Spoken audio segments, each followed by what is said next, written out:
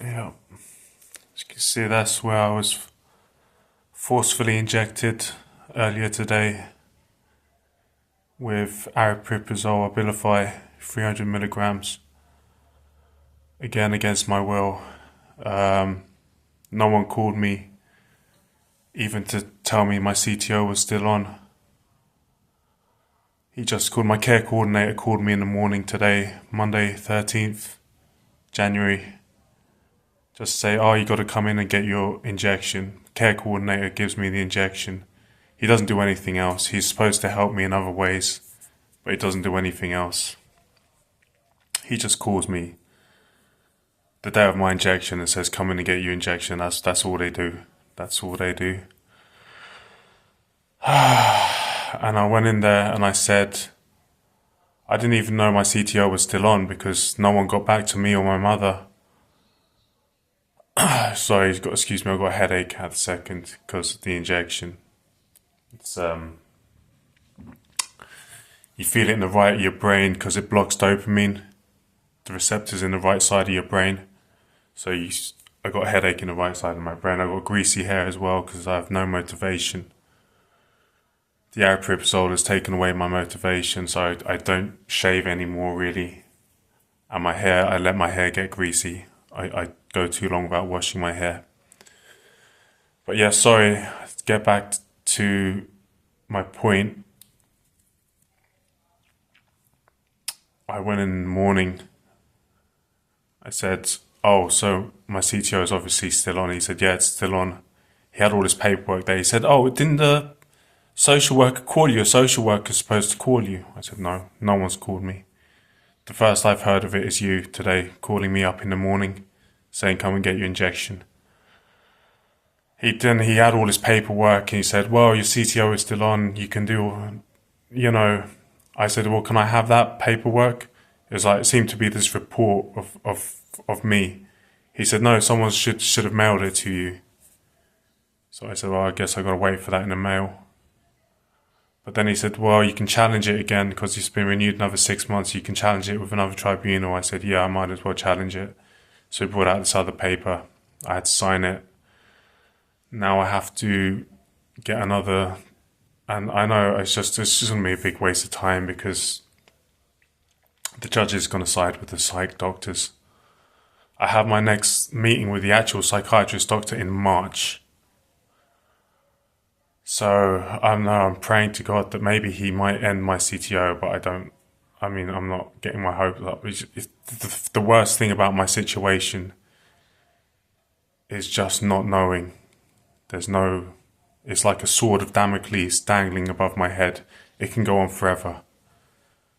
I mean, my next meeting with a psych doctor, I'm obviously going to say to him, okay, it's been a year now since I've been medicated. It's time for the CTO to end now. And the funny thing is, even today I said,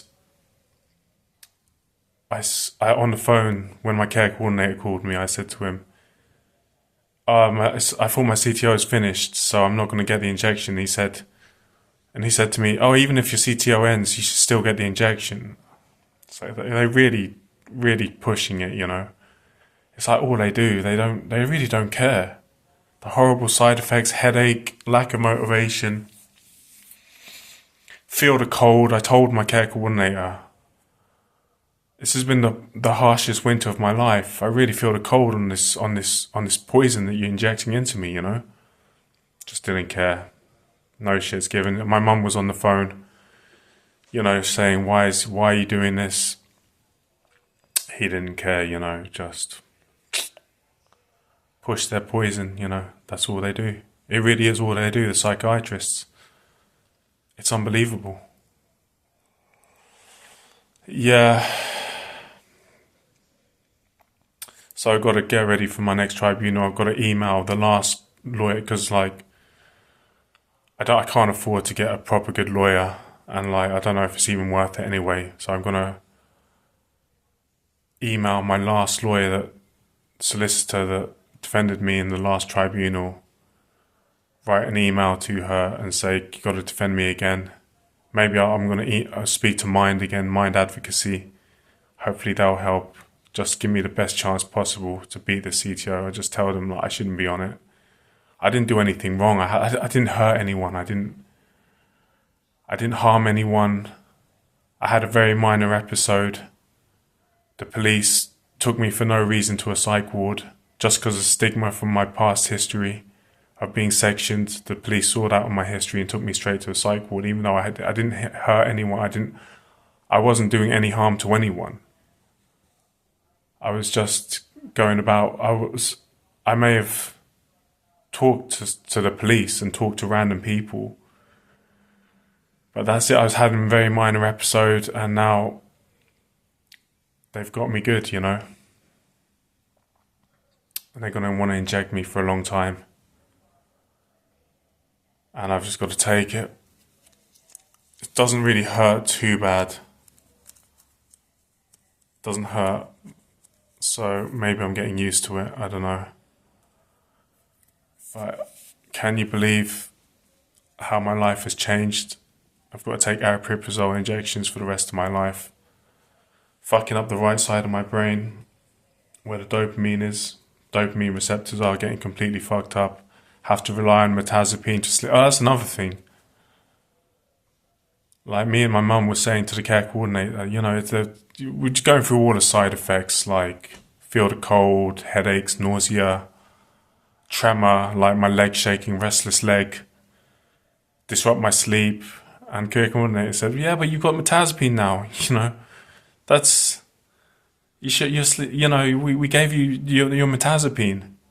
As if that's all they can do is push more drugs. Want to polydrug me. I don't know what else to say. It's a bad situation. It's no one, when you're in this situation, no one's in your corner, you know. Nobody. It's unbelievable. Yeah, but you got your mirtazapine. You should be able to sleep all right. It's like, well, not really. It helps a little bit. But it's still not the point is, my point is I want to be med-free. I don't want to be taking these injections. I want to be clean living like I was before, not hurting anyone, not doing anything. I won't even have a minor episode anymore.